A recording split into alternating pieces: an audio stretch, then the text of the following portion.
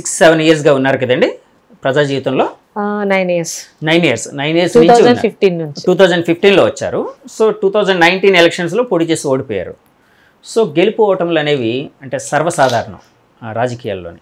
అలాగే ఎమోషనల్గా కొన్నిసార్లు బెండ్ అవ్వచ్చు, కొన్నిసార్లు నుంచి ఇబ్బంది పడే పరిస్థితులు రావచ్చు, ఒకసారి హైపర్గా ఉండొచ్చు, ఇలాంటివన్నీ పరిస్థితులు ఉంటాయి కదండి. సో ఎప్పుడైనా రాజకీయాల్లోకి ఎందుకు వచ్చాము అని బాధపడ్డ సందర్భాలు ఏమైనా ఉన్నాయండి? మొదటి ఓటమి తర్వాత ఒక విషయంలో బాధపడ్డాను. గౌతు కుటుంబానికి 3వ జనరేషన్ ద్వారా నా ద్వారా మొదటి ఓటమి అది. తాతయ్య గారు 5 సార్లు ఎమ్మెల్యేగా గెలిచారు. ఒకసారి ఎంపీగా గెలిచి రంగా గారిని గెలిపించుకొని ఆయన అది గౌతు లచ్చన్న గారు ద గ్రేట్. నాన్నగారు 6వసారి ఓడిపోయారు, 7వసారి మళ్ళీ అంటే ఎమ్మెల్యే గెలిచారు. వాళ్ళకి ఎవరికి ఓటమి అనేది మొదట్లో రాలా. నా జీవితంలో మొదటి ఓటమి గౌతు కుటుంబానికి 3వ తరానికి నుంచి నా మొదటి ఓటమి వచ్చిందని బాధపడ్డాను. ఇక మరి అంటే కన్నీళ్ళు తెచ్చుకున్న సందర్భం ఏంటంటే ఓడిపోయిన తర్వాత మీరు అన్నారే ఓటమి గెలుపులు రాజకీయ జీవితంలో సమానం, ప్రజల్లో ఉండడం మనకి ముఖ్యమని తాతగారు నాన్నగారు నేర్పించే పంపించారు కాబట్టి కొంచెం బాధపడ్డా. మళ్ళీ నార్మల్ స్ట్రీమింగ్ లోకి వచ్చాం. ఈ లోపల కరోనా వచ్చి ఒక 3-4 months అందరికి రాజకీయ ప్రజా జీవితానికి దూరం చేసింది.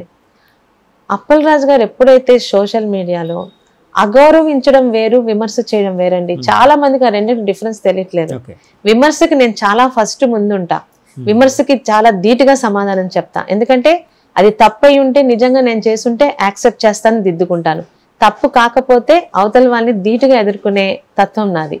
విమర్శించుకోవడం రాజకీయ పార్టీలు మేము అదే అడుగుతున్నాం. సపోజ్ నేను గాని నా తండ్రి గారు గాని ఏదైనా మాట ఇచ్చి నెరవేర్చకపోతే, అమ్మ శిరీషమ్మ మీ నాన్న ఇలా అన్నారు ఏంటి సమాధానం అంటే తప్పుంటే ఒప్పుకునేదాన్ని, లేదా ఇంకొంచెం టైం. అలాగా విమర్శల్ని నేను చాలా ఆహ్వానిస్తాను, కానీ అగౌరవం కూడా కాదు, అసభ్యం అశ్లీలంగా. నా దగ్గర ఇవాళ మార్నింగ్ కోర్టుకు వెళ్ళాను సబ్మిట్ చేయడానికి. మీరు ఒక్కసారి ఆ సోషల్ మీడియాలో ది గ్రేట్ తాజా మాజీ మంత్రి అప్పలరాజు గారు ఆయన ఎన్ని ఫేక్ అకౌంట్స్ తో ఉన్నాయి కూడా, అకౌంట్స్ తో కూడా నేను కంప్లైంట్ ఇచ్చాను. 35 ఫేక్ అకౌంట్స్ తోని అసభ్యంగా. అంటే ఒక ఆడపిల్లగా నేను ఎప్పుడు వినని భాష, ఎప్పుడు అసలు నేను ఎదుర్కొంటానన్న భాషలో ఆయన నన్ను ఇబ్బంది పెట్టినప్పుడు మొదటిసారి కన్నీళ్ళు పెట్టుకుని సమాధానం. ఎందుకు ఈ రాజకీయాలు ఎంత భయంకరంగా ఉన్నాయి, వెళ్ళిపోదాం అనుకున్న ఇది కూడా నేను ఫీల్ అయ్యాను. నాన్నగారు కూడా సరే సార్కి ఒక మాట చెప్పాలి కదా, సడన్ గా వదిలేయకూడదు, ఇంకొకరిని ఎత్తుక్కుంటారు, ఒక 2 months లోనే పెట్టాను కూడా. అంటే నా బాధ భరించలేక ఆ భాష చూసి 6 సార్లు ఎమ్మెల్యేగా పనిచేసిన గౌతు శివాజీ గారికి, లచ్చన గారి మనవరాలికి వాళ్ళ స్వస్థలంలోనే ఇలాంటి పరిస్థితి వస్తుందని ఊహించలేదని బాధపడి వదిలేయమన్న సంఘటన కూడా జరిగింది. అయితే అప్పలరాజు గారు నా పరిధి దాటి, నా తండ్రి పరిధి దాటి అసలు నా రాజకీయ జీవితానికి నా తాలూకా పార్టీకి ఏమాత్రం సంబంధం లేని స్వతంత్ర సమరయోధులైన గౌతు లచ్చన గారి మీద కూడా దాడి మొదలు పెట్టాడు. ఎందుకు? అప్పలరాజు ఒక సైకోపాత్ అనుకోవాలండి. ఎందుకంటే ఏ రోజైనా గౌతు కుటుంబం అన్నది ఆయనకి డేంజరే. సరే ఆ రోజు ఒక వేవ్లోనే ఆయన గెలిచాడు, శిరీష ఓడిపోయింది. కానీ ఈ అమ్మాయి ఇక్కడ కానీ ఉంటే ఖచ్చితంగా మళ్ళీ ఆ అమ్మాయి గెలుస్తుంది అన్న భయంతో నా బ్రాండ్ నేమ్ ఎవరు? లచ్చన గారు. లచ్చన గారి తాలూకా ఆయన తాలూకా ఐడెంటిటీనే నాశనం చేయడానికి ట్రై చేశాడు. అసలు గౌతు లచ్చన గారు ఒక స్వతంత్ర సమరయోధులు కాదు, ఆయనని అసలు స్వతంత్ర సమరయోధులు కాదని ప్రూవ్ చేయడానికి ఆయన విగ్రహాలు తీసేస్తానని తప్పుడు మాటలతో. దెన్ ఐ డిసైడెడ్, నాకు ఇంకొక పిల్లర్ నా హస్బెండ్ తో పాటు మా అమ్మ, ఆమె కడప జిల్లా నుంచి వచ్చింది. ఎక్కడో దగ్గర ఆ జీన్స్ ఉంటాయి కదా. నువ్వు ఈ రోజు రాజకీయాల నుంచి బయటికి వెళ్ళిపోతే గౌతు శిరీష వెళ్ళిపోయిందంటారు, గౌతు లచ్చన మనవరాలు భయపడి పారిపోయిందంటారు. ఎవడో ఒక వెధవ గాలికి ఎగురుకొచ్చి ఎమ్మెల్యే అయినంత మాత్రాన కొన్ని వీధి కుక్కలతో అర్పిస్తుంటే నువ్వు భయపడిపోవాలా అని ఒక మోటివేషనల్. నిజంగా ఆ స్టేజ్ లో ఉన్న ఐదర్ ఇట్స్ ఏ ఫీమేల్ గాని మేల్ గాని కుటుంబం తాలూకు సపోర్ట్ లేకపోతే ముందుకు రాలేరండి. ఇటు నా భర్త గాని, నా తల్లిదండ్రులు గాని, నా అత్తమామలు గాని ధైర్యంగా ఉండు, లెటస్ ప్రొసీడ్ అన్నప్పుడు ఐ డిసైడెడ్ ఈ అప్పలరాజు గారి సంగతి చూద్దాం. ఎందుకంటే బేసిక్ మినిమం వాల్యూస్ పాటించట్లేదు. శ్రీకాకుళం జిల్లాలో ధర్మాన్ గారు ఉన్నారు, ధర్మాన సోదరులు ఉన్నారు, ఈయన తమ్మినేని సీతారాం గారు ఉన్నారు. మా పార్టీలో ఉన్నప్పుడు ఆయనతో నాకు పరిచయం, ఈ రోజుకి కనిపిస్తే మావయ్య అనే పిలుస్తాను. అలాగే కళావతి గారు ఉన్నారు, చాలా మంది పెద్దలు ఉన్నారు. ఎవ్వరు కూడా వాళ్ళ పరిధులు దాటి అవతల వాళ్ళ మీద ముఖ్యంగా సర్దార్ గౌతులచ్చన గారిని అనే అంత ధైర్యం ఎవరు చేయలేదు ఈ నీచమైన అప్పలరాజు తప్పితే. సో అలాంటివన్నీ నేను వదిలేస్తే Palasa will be in the danger. I understood. So పోరాటం చేస్తాను, పోరాటానికి నాకు ప్రజలు అండగా ఉన్నారు, నా పార్టీ అండగా ఉంది, నా కుటుంబం నాకు ధైర్యం ఇస్తుందని కాబట్టి I decided to fight with Appalaraju గారు.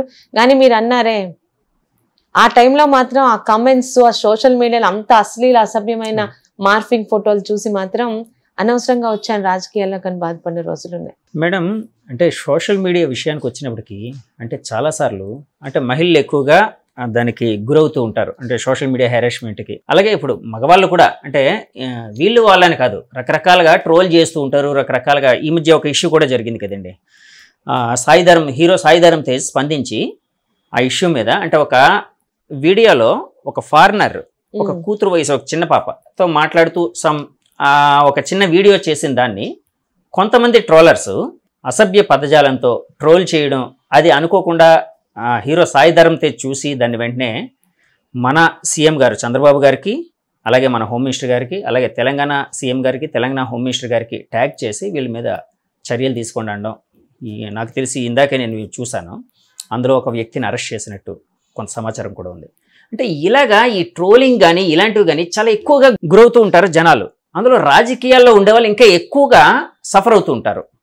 సో అంటే ఇలాంటి అంటే ఒకప్పుడు రాజకీయాలు అనేవి అంటే ఇప్పుడు మీ ఫాదర్ కానీ మీ తాతయ్య గారు కానీ అంటే పాత తరం వాళ్ళని ఎవరిని అడిగినా కూడా అప్పుడు రాజకీయాలు అంటే ఒక గోల్డెన్ డేస్ అన్నట్టు చెప్తూ ఉంటారు. ఇప్పుడు రాజకీయాలు అనేది అంటే ఒక రకమైన దిగజారిపోయిందని చెప్పి మీలాంటి వాళ్ళు కూడా ఒప్పుకుంటూ ఉంటారు. ఎందుకు జరిగిందంటారు? ఇలాంటి పరిణామాలు ఎందుకు జరిగాయని మీరు భావిస్తూ ఉన్నారు? 2019 నుంచే స్టార్ట్ అయిందండి ఇది, అంతకుముందు లేదు. ఓకే. సర్దార్ గౌతులచ్చన గారు ఏ రోజు కాంగ్రెస్ పార్టీలో లేరు, తెలుగుదేశంలో అంతకన్నా లేరు. తాతయ్య గారు చనిపోయినప్పుడు ఆయనకి ఇటు అప్పుడు ప్రతిపక్షంలో ఉన్న చంద్రబాబు నాయుడు గారు, అప్పుడు సీఎంగా ఉన్న రాజశేఖర రెడ్డి గారు ఇద్దరు కలిసి వచ్చి హైదరాబాద్ రవీంద్ర భారతిలోని ఆయనకి ట్రిబ్యూట్స్ ఇచ్చారు. అది పొలిటికల్ గా ఆయన ఏ రోజు మా తాతగారు ఆ రెండు పార్టీల్లో లేరే. అంటే ఒక రాజకీయ నాయకులు ఏ పార్టీ గాని ఒక స్థాయి ఉన్న నాయకులకు ఒక రోషయ్య గారు కానీ ఎవరైనా కానీ అంటే ఒక స్పందించడం రాజకీయ ధర్మం. 2019 వరకు అదే విలువలతో కూడిన రాజకీయం జరిగింది. అంతకుముందు చంద్రబాబు నాయుడు గారు ఏ రోజు జగన్మోహన్ రెడ్డి గారి కుటుంబం మీద అశ్లీలంగా అసభ్యంగా మాట్లాడలేదే. ఆయన చేసిన పనులు కానీ ఆయన మీద ఉన్న కేసులు కానీ మాట్లాడారు తప్పితే ఏ రోజు వాళ్ళ ఇంట్లో ఆడవాళ్ళ పేర్లైనా మనకు తెలుసా? ఎందుకు 2019లో వస్తేందంటే ఒక విపరీతమైన మనస్తత్వం ఉన్న జగన్మోహన్ రెడ్డి గారు, ఇక్కడ అప్పలరాజు గారు కూడా చాలా ఫాలో అవుతారండి జగన్మోహన్ రెడ్డి గారికి. ఆయన ఒక జగన్మోహన్ రెడ్డి గారికి కాంపిటెంట్ గా ఫీల్ అవుతారంటే ఆయనతో సమానంగా కాంటెంపరీగా.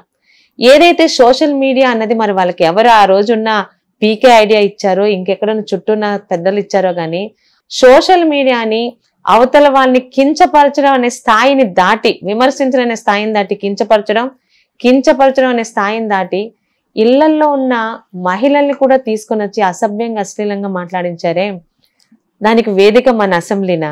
ఈ జగన్మోహన్ రెడ్డి గారు, ప్రస్తుత సీఎంగా ఉన్న చంద్రబాబు నాయుడు గారు, ఆ రోజు మాజీ సీఎం 3 సార్లు ముఖ్యమంత్రిగా చేసి సీఎం గారి భార్య గురించి మాట్లాడడానికి వీళ్ళందరినీ అసెంబ్లీకి పంపించింది.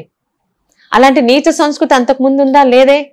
అంతకుముందు ఎప్పుడు ఇలాంటి విలువలు లేని రాజకీయాలు జరగదు మేడం. సరే, అంటే మీరు అంటుంది దాన్ని సరే, ఒకవేళ నిజమే ఒక ప్రామాణికంగా తీసుకోవాలనుకున్నా వైసీపీ వాళ్ళు ఏమంటారంటే యాక్చువల్గా మా కుటుంబాలని బయటకు తీసుకుని వచ్చింది టీడీపీ వాళ్ళు, అంటే టీడీపీ వాళ్ళ సోషల్ మీడియా, టీడీపీ వాళ్ళు మా కుటుంబాల్లో ఉండే మహిళల్ని కించపరుస్తున్నారు ఇలాగని చెప్పి వాళ్ళు కూడా అంటూ ఉన్నారు. అంటే మీరు వాళ్ళు మిమ్మల్ని అంటే దుమ్మెత్తిపోసుకోవడం తప్పితే అంటే ఇందులో నిజాలు ప్రజలకి తెలియదు.